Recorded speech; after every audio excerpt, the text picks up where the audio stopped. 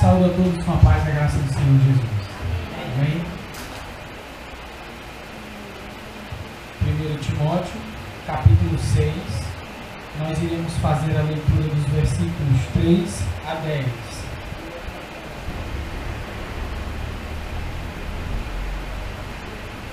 Todos lá? Amém? Eu estarei lendo na versão NVI. Se alguém ensina falsas doutrinas e não concorda com a sã doutrina de nosso Senhor Jesus Cristo, e com o ensino que é segundo a piedade, é orgulhoso e nada entende. Esse tal mostra um interesse doentio por controvérsias e contendas acerca de palavras, que resultam em inveja, brigas, difamações, suspeitas malignas e atritos constantes entre aqueles que têm a mente corrompida e que são privados da verdade, os quais pensam que a piedade é fonte de lucro. De fato, a piedade com contentamento é grande fonte de lucro, pois nada trouxemos para este mundo e dele nada podemos levar. Por isso, tendo o que comer e com que vestirmos, estejamos com isso satisfeitos. Os que querem ficar ricos caem em tentação, em armadilhas e em muitos desejos descontrolados e nocivos, que levam os homens a mergulharem na ruína e na destruição, pois o amor ao dinheiro é a raiz de todos os males. Algumas pessoas, por cobiçarem o dinheiro, desviaram-se da fé e se atormentaram com muitos sofrimentos. Amém. Vamos orar. Ó Deus, nosso Pai,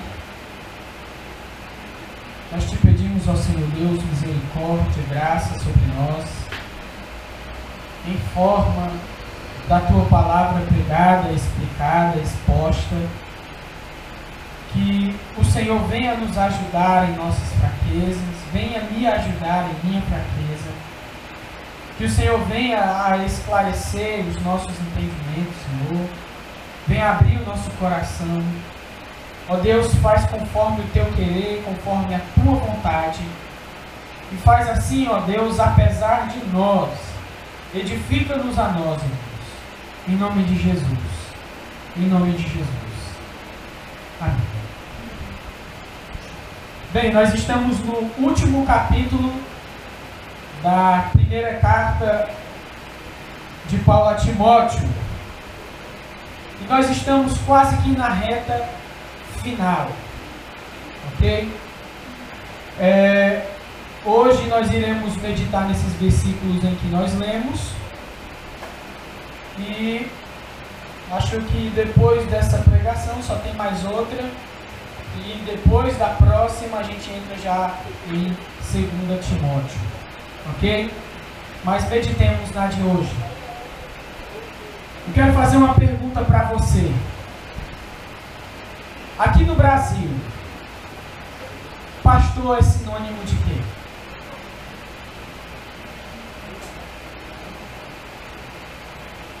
Aqui no Brasil, pastor é sinônimo de quê?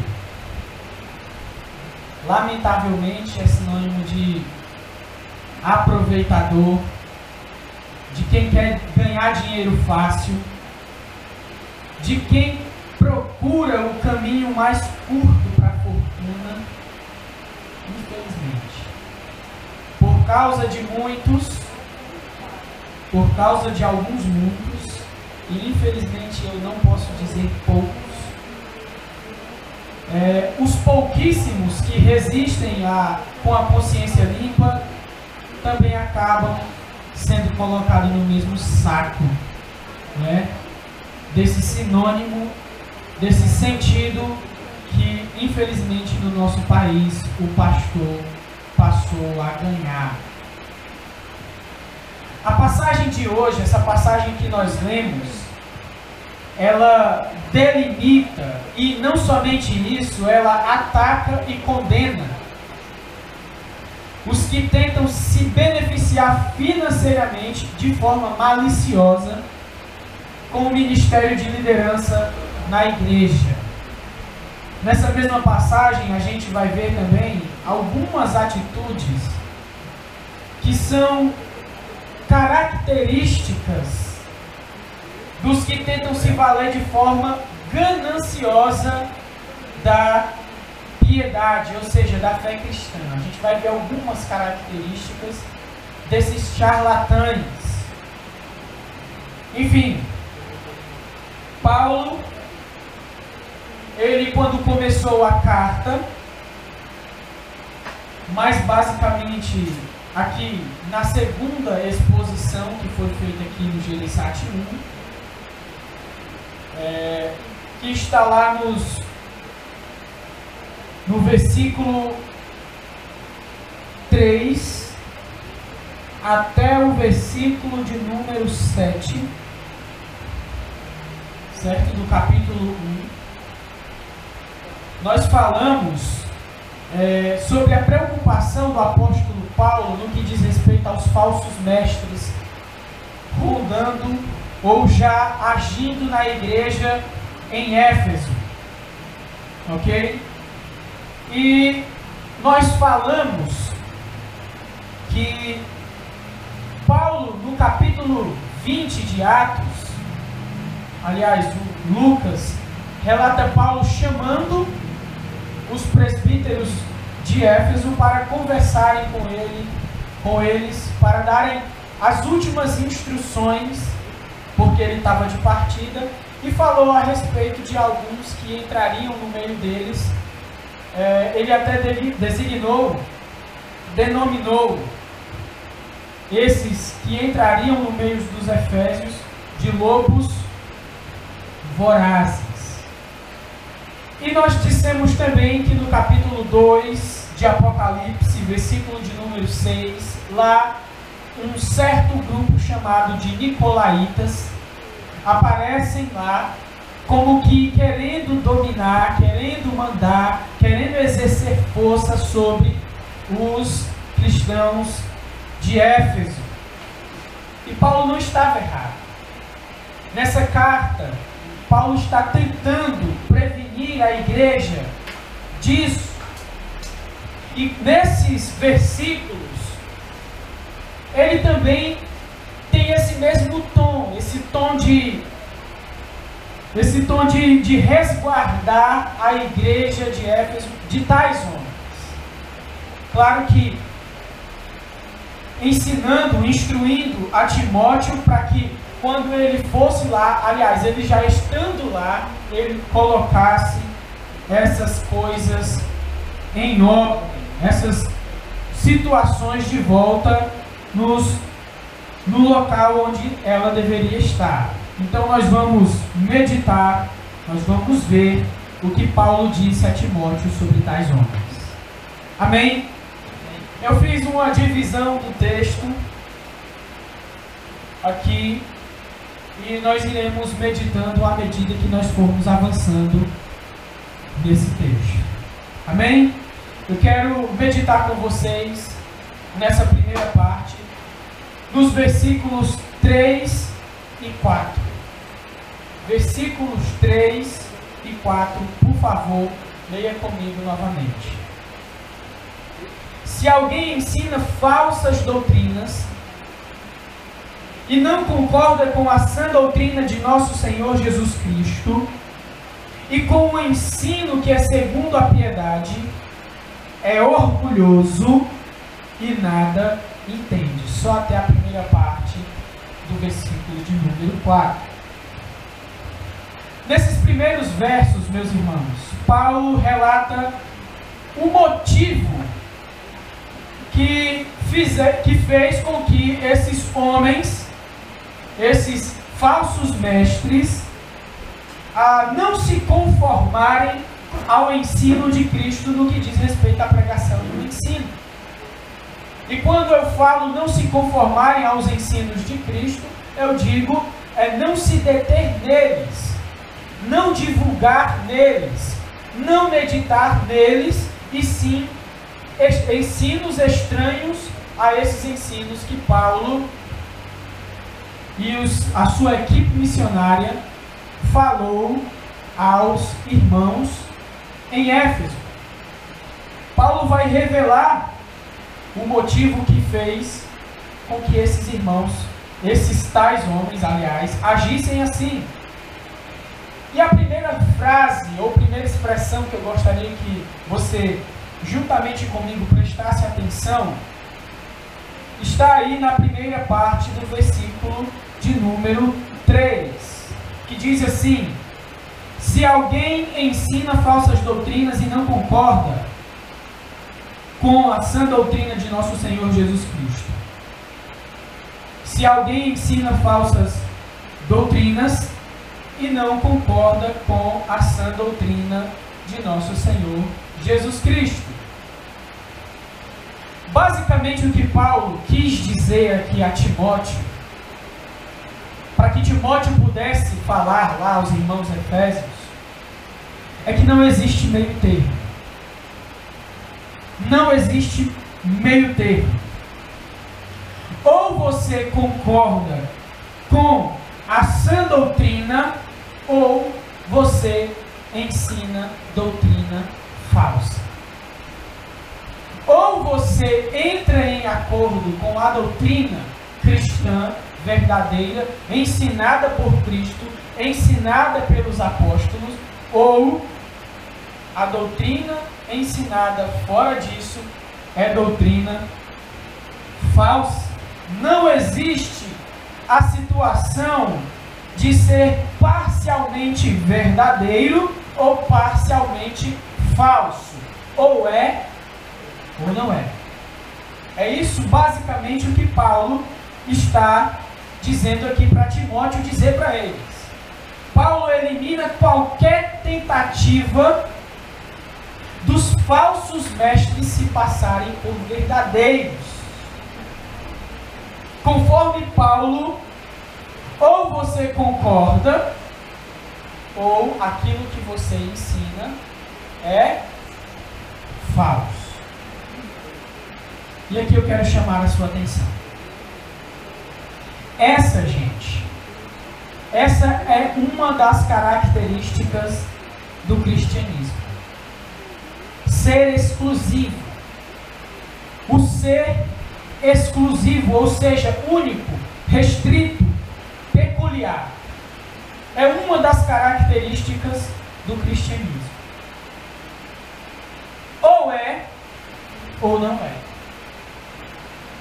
Existem ideias que são contraditórias em si, que tentam a todo instante entrar dentro do cristianismo. E de certa forma, não do cristianismo verdadeiro, mas desse cristianismo fajuto que se tem por aí afora, parece-me que conseguiram entrar. E as duas ideias são o ecumenismo, ok?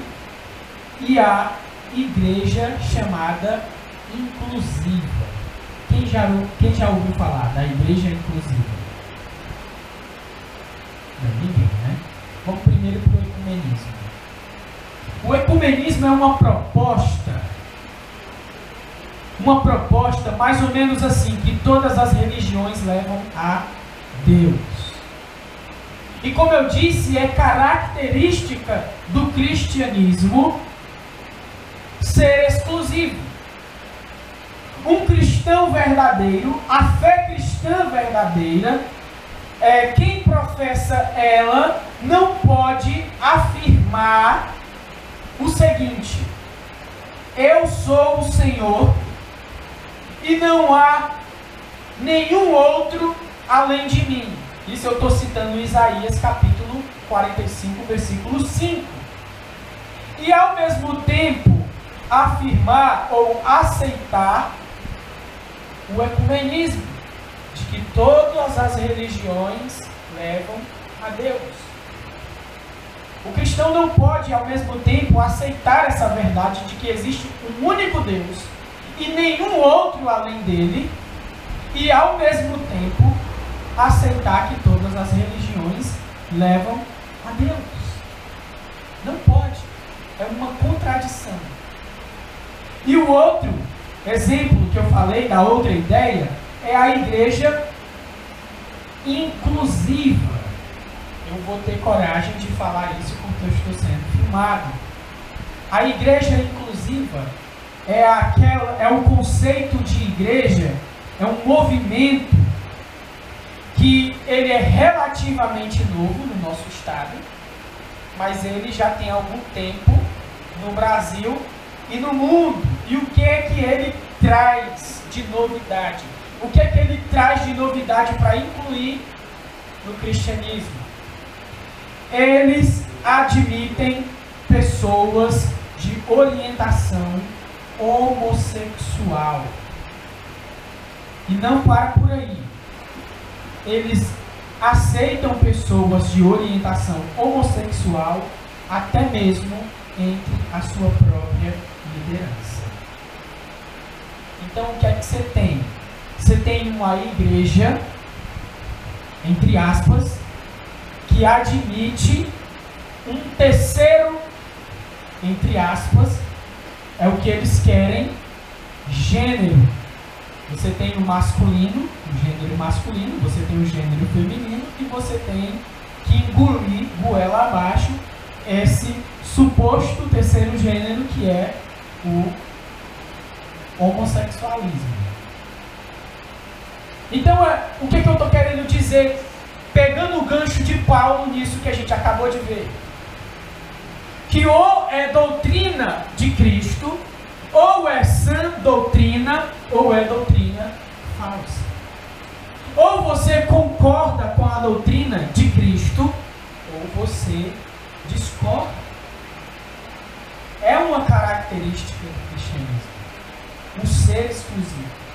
Eu não estou falando que nós não recebemos pessoas de outras religiões e com outra opção sexual. Não é isso que eu estou falando.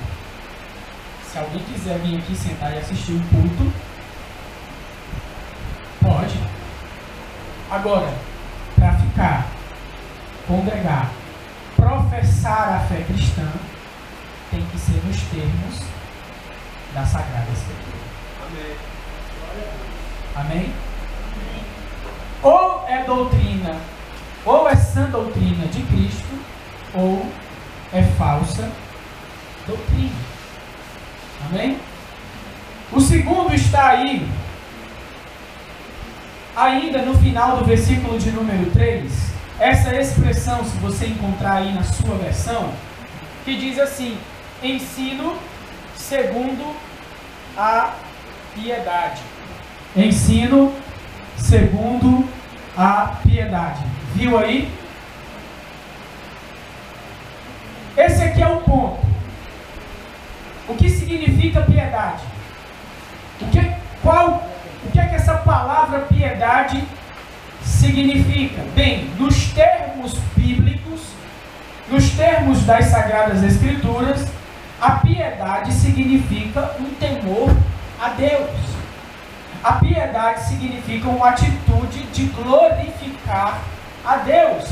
Basicamente é isso o que piedade significa nas Sagradas Escrituras. E esse termo piedade, do jeito que eu acabei de descrever aqui pelas Sagradas Escrituras, é um pouco diferente de como nós entendemos hoje, não é verdade?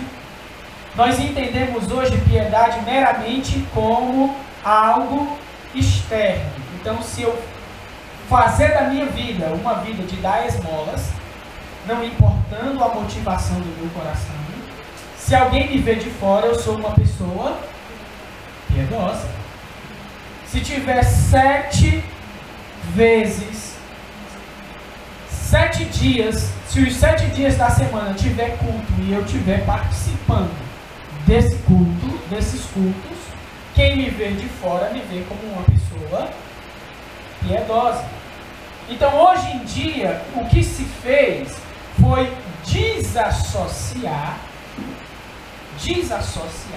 a atitude da intenção. Sendo que, preste atenção, piedade nas Sagradas Escrituras tem a ver com temor a Deus. Piedade nas Sagradas Escrituras tem a ver com glorificar a Deus. Certo? E o que é que isso tem a ver? Ora, se é falso o ensino, obviamente esse ensino não glorifica a Deus. Ok? Se é falso o ensino, esse ensino não glorifica a Deus. E se a doutrina não concorda, a doutrina ensinada não concorda com a doutrina de Cristo, logo, tal doutrina não glorifica a Deus. Já a finalidade da doutrina ensinada por Cristo e por seus apóstolos não tem um objetivo diferente do próprio Cristo. Não tem um objetivo, eu falei aqui outro dia, do próprio cristianismo, que é glorificar a Deus. Então, trazendo aqui para o nosso lado, toda doutrina que não vise a glória de Deus, e eu quero que você preste atenção, por favor, por quê? Porque estamos constantemente sendo bombardeados por novas doutrinas, quer seja no rádio, quer seja num canal aí, onde passa o dia todo um camarada, né? Então, toda doutrina que não vise a glória de Deus, nós necessariamente devemos rejeitá-la. Ok? Toda doutrina que não concorda com a doutrina de Cristo, nós necessariamente devemos rejeitá-la. Exemplo. Nos dias atuais, quem já ouviu falar da maldição, da quebra de maldição hereditária? Por favor, levanta a mão. Quebra de maldição hereditária. Quem já ouviu falar na cura interior? Por favor, levanta a mão. Né? Essas doutrinas, elas claramente diminuem o valor da cruz de Cristo Jesus. Ela basicamente admite que pós-cruz, o homem pós-cruz, o homem que recebeu o Evangelho, ainda corre o risco de carregar maldições em suas vidas, em sua vida. O homem pós-cruz corre o risco de não ter as suas emoções saradas. Aí você elimina dois textos assim, que nós nos apoiamos neles o tempo todo, como por exemplo, Gálatas capítulo 3, versículo 13, não é? Que ele se fez maldição em nosso lugar, porque escrito está: maldito todo aquele que for pendurado no madeiro. E em suas pisaduras nós fomos sarados. Tais doutrinas não glorificam a Deus. Tais doutrinas não são segundo a piedade. Então, necessariamente, se nos dizemos cristãos, devemos rejeitá-las. Amém? E o terceiro e último ponto está aí na primeira parte do versículo de número 4, que fala: é orgulhoso e nada entende. O orgulhoso, ou o orgulho nessa passagem, essa palavra está ligada ao conceito de arrogância. Arrogância. Certo? Arrogância. Se você pegar aí a sua Bíblia e for no capítulo 3, versículo de número 6, você vai encontrar a mesma palavra no original grego, quando diz assim: não pode ser recém-convertido, para que não se ensoberbeça. Essa palavra, ensoberbeça, é a mesma palavra no original para orgulho. Agora eu quero que você note a sequência. O não concordar desses tais falsos mestres, com toda certeza procede do orgulho, procede da soberba, procede da arrogância, procede da altivez. E uma consequência dessa altivez, uma consequência dessa arrogância é essa segunda parte do versículo aí, do começo do versículo, que é o não entender. A arrogância cega, a arrogância tapa os olhos do entendimento de alguém. Ok? Eis aqui, trazendo para nós, como aplicação, a perfeita imagem de alguém que está com o coração endurecido para Cristo e seu Evangelho. O arrogante, o orgulhoso, o altivo, o que não concorda porque está cego pelo seu orgulho, pela sua arrogância. E preste atenção, esse é o motivo principal da não concordância. O orgulho, a arrogância, que nada mais é o orgulho e a arrogância, a ilusão do desejo de independência de Deus. Então você tem um camarada, no contexto aqui do texto que nós vemos, aqui a gente vem estudando, um camarada que não concorda, um camarada que não conforma-se com a doutrina de Cristo, mas insiste em ficar com a doutrina que não é de Cristo, a doutrina falsa. E isso tudo é resultado de um coração orgulhoso, de um coração altivo, de um coração soberbo. E o orgulho é o desejo de independência de Deus. Onde nós podemos ver isso? No Éden. Você vai para Gênesis, capítulo de número 3, e a serpente vai dizer para Eva que se ela comesse, ela não morreria.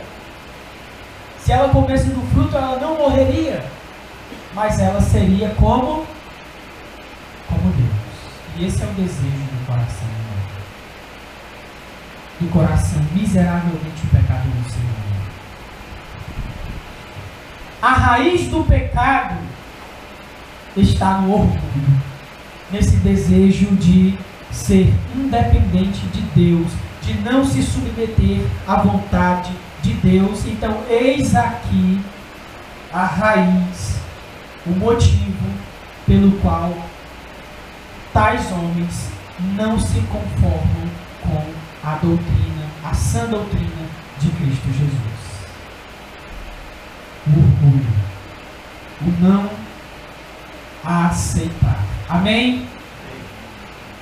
Versículos 4 a 5. A segunda parte do 4, claro. Esse tal mostra um interesse doentio por controvérsias e contendas acerca de palavras, que resultam em inveja, brigas, difamações, suspeitas malignas e atritos constantes entre aqueles que têm a mente corrompida e que são privados da verdade, os quais pensam que a piedade é fonte de lucro. Eis aqui, conforme Paulo, o interesse que move essa atitude de independência, essa atitude de rebeldia por parte do falso professor, por parte do falso mestre, do falso pregador. E Paulo também fala dos produtos que saem como resultados desse interesse maligno de tais homens.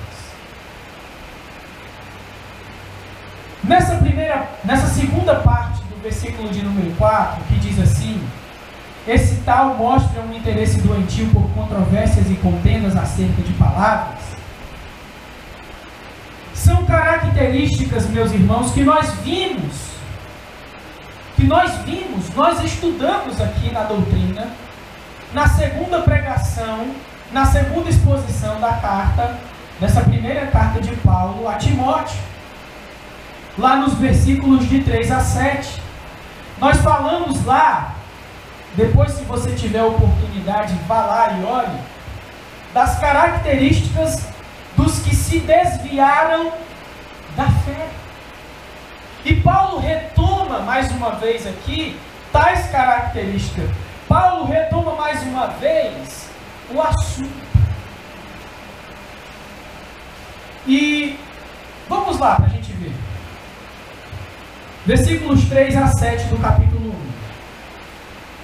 Partindo eu para Macedônia, roguei-lhe que permanecesse em Éfeso para ordenar a certas pessoas que não mais ensinem doutrinas falsas e que deixem de dar atenção a mitos, genealogias intermináveis que causam controvérsias em vez de promoverem a obra de Deus, que é pela fé. O objetivo desta instrução é o amor que procede de um coração puro, de uma boa consciência e de uma fé sincera. Alguns se desviaram dessas coisas, voltando-se para discussões inúteis, querendo ser mestres da lei, quando não compreendem nem mesmo o que dizem, nem as coisas acerca das quais fazem afirmações tão categóricas.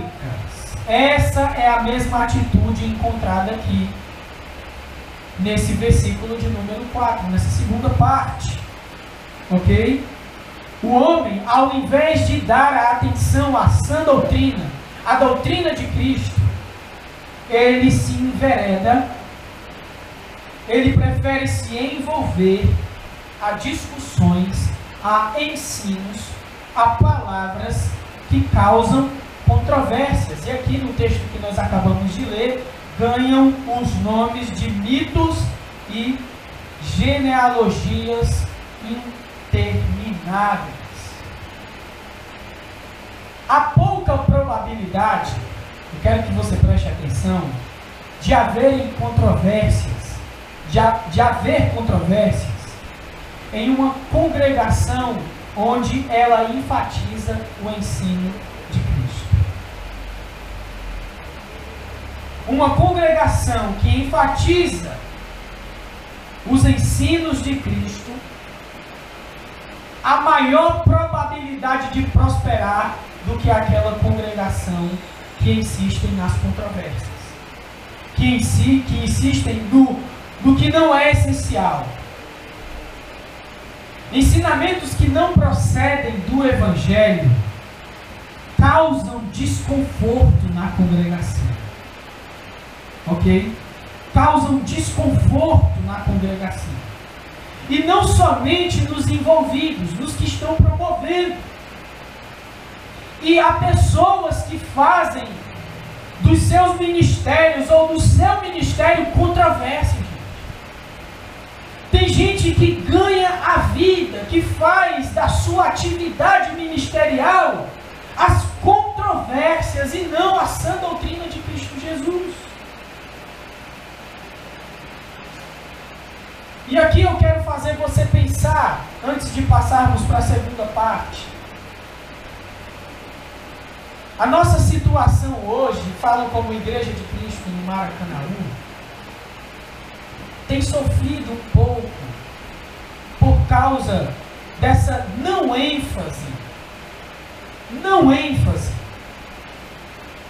no essencial, na sã doutrina. E nós temos sofrido com um pouco de controvérsias. a falta de comunhão, em certo sentido, é devida a isso. Então pensemos aqui nas palavras de Paulo. Amém? Glória a Deus. E nós temos aí os corrosivos resultados desse interesse doentio em controvérsias, desse interesse doentio em coisas que não são a sã doutrina de Cristo Jesus. E o resultado está aí, não é? Você vê aí, você acompanhou na sua Bíblia: inveja, briga, difamação, suspeitas malignas, atritos constantes entre pessoas que têm a mente corrompida e que são privados da verdade. Não é? Eu acho que não é necessário falar mais nada sobre isso, porque já ficou claro aqui a aplicação para a nossa lamentável situação do Maracanã. Mas graças a Deus, Deus nos tem dado o privilégio de provar das brisas da graça em meio a essa situação difícil no Maracanã, que eu falo a nível de Igreja de Cristo. Deus nos tem dado o privilégio de provar das suas chuvas de graça, não é? Comunhão, mesmo no momento difícil, frutos, mesmo no momento difícil. Amém, meus irmãos? Glória a Deus. E terceiro e último, os quais pensam que a piedade é fonte de lucro, como está aí na sua Bíblia. Com tudo isso que foi mostrado sobre falsos ensinos, ou é falso ensino ou é ensino de Cristo. Ou o cara promove a sã doutrina, ou ele promove falso ensino. Como se não bastasse, gente. Tinha gente que fazia dessas falsas doutrinas um modo de ganhar dinheiro. E daí você já, não sei se alivia você, não sei se você tem algum certo tipo de alívio, mas não é uma exclusividade do século XXI. Como, por exemplo, estava no Facebook, agora que eu tenho Facebook, posso dizer isso, estava lá um pastor de uma certa igreja universal, igreja grande, né, dizendo que você deve apostar em Deus. Né? Aposte em Deus. Você já jogou poker? Ele dizia. Poker você paga para ver. Você paga para ver. Aí ele falou mais ou menos assim: não tem aquela lata velha que você tem lá na sua garagem, aquele pedaço de lata? Vem aqui e deposite. Aposte. Vale 30 mil? Vale 50 mil? Que eu quero ver se Deus não te dá uma Lamborghini. Né? Então, gente, preste atenção. Não é uma exclusividade do nosso tempo. Pessoas no tempo de Paulo, como se não bastassem torcerem a verdade, como se não bastassem fechar os olhos para a verdade, como se não bastassem causar controvérsias no meio da igreja, eles faziam dessa falsa doutrina sua fonte de lucro. Infelizmente, esse é o retrato, como nós dissemos no começo, de boa parte da cristandade do Brasil, do evangelicalismo brasileiro, não somente no Brasil, mas também no mundo. Escândalos e mais escândalos surgem no meio gospel, né? Como esses que eu acabei de falar para você. Mas graças a Deus existem remanescentes, existe uma minoria que não entra nessas estatísticas, e nessa minoria nós, no Gereissati, nos esforçamos para fazer parte dela. Amém? Glória a Deus. Estamos agora no versículo 6 e 8, por favor, alguém me diz a hora.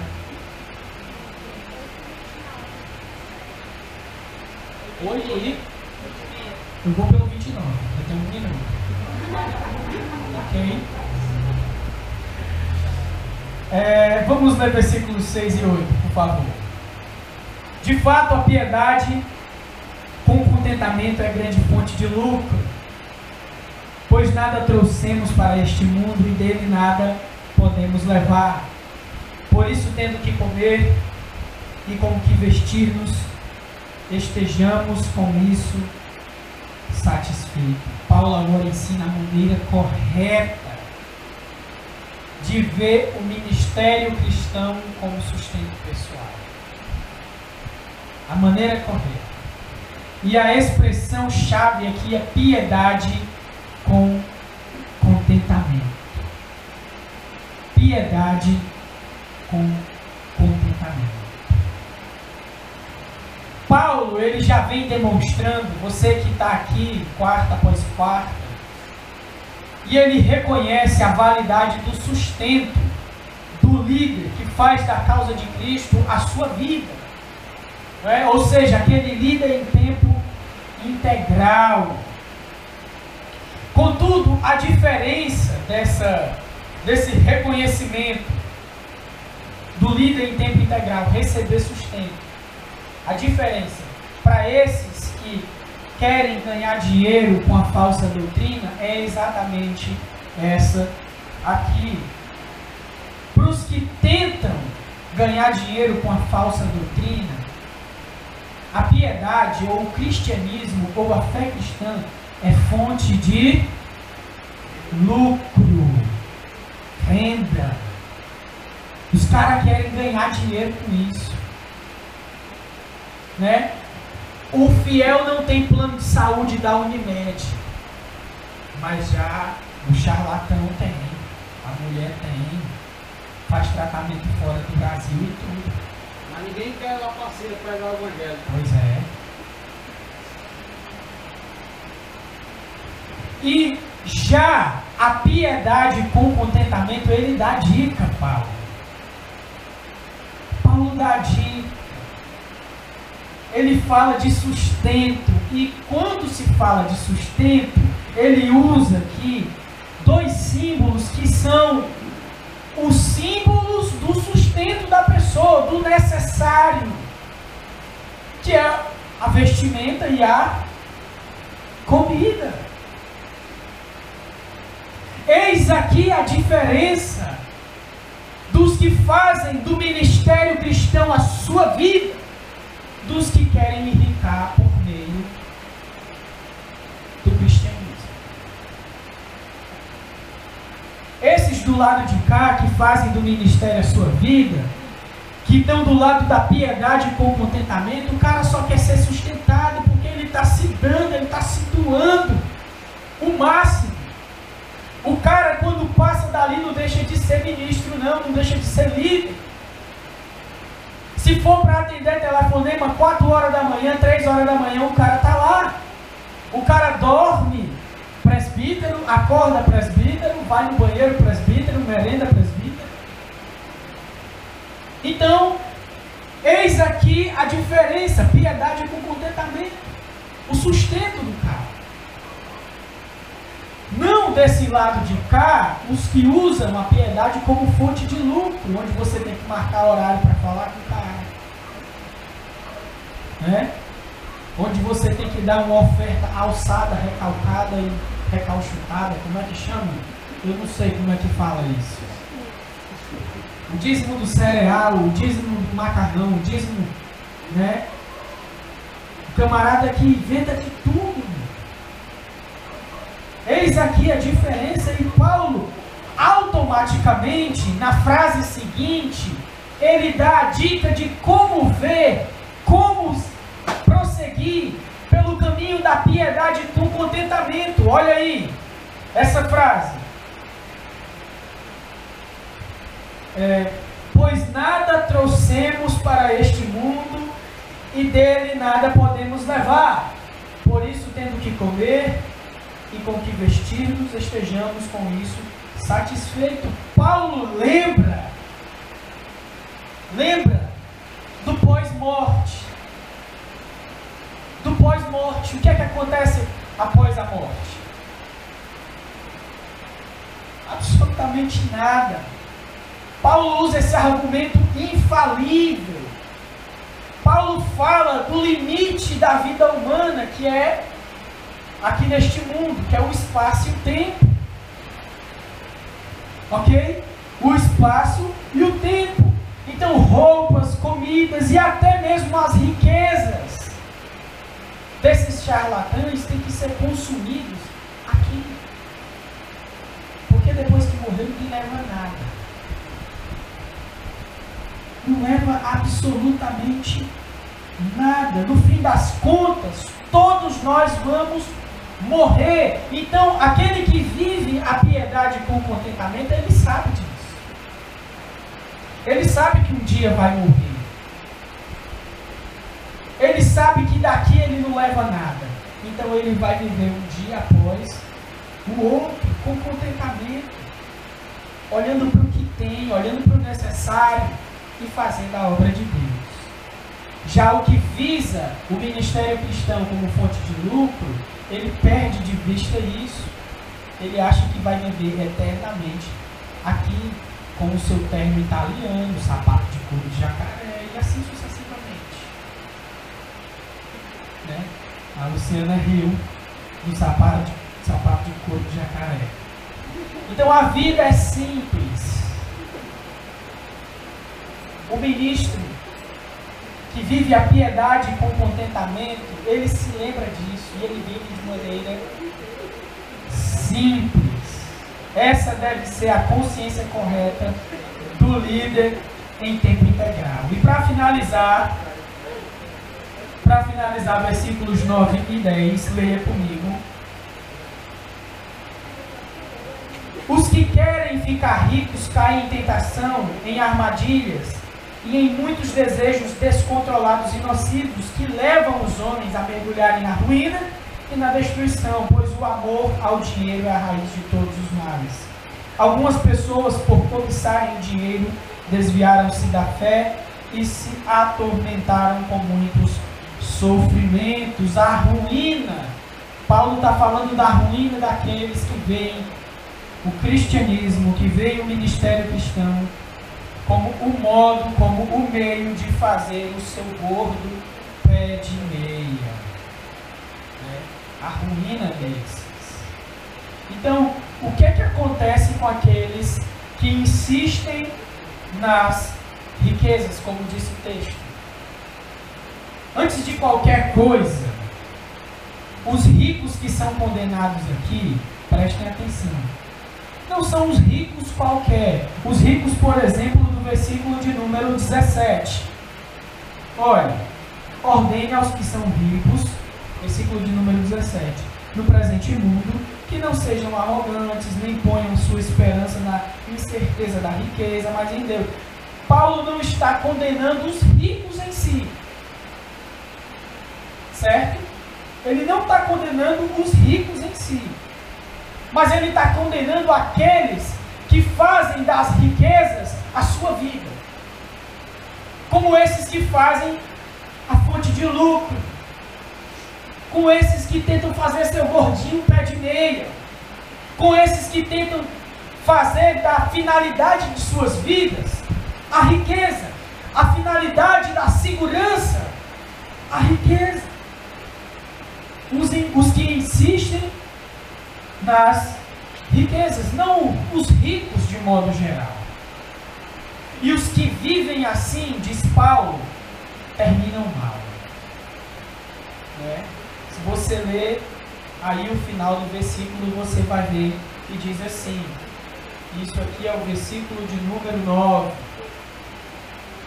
caem em tentação, em armadilhas e em muitos desejos descontrolados e nocivos que levam os homens a mergulharem na ruína e na destruição. É isso que acontece.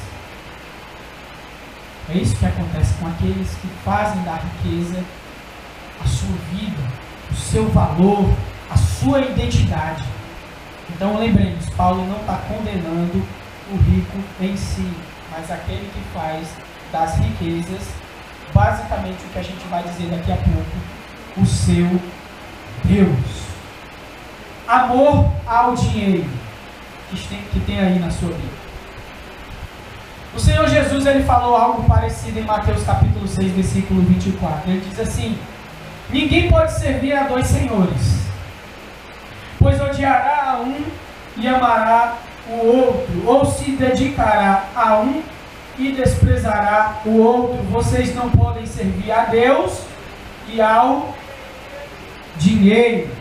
Então, mediante essa declaração de Jesus, nós podemos concluir o seguinte: que dos maiores males, prestem atenção,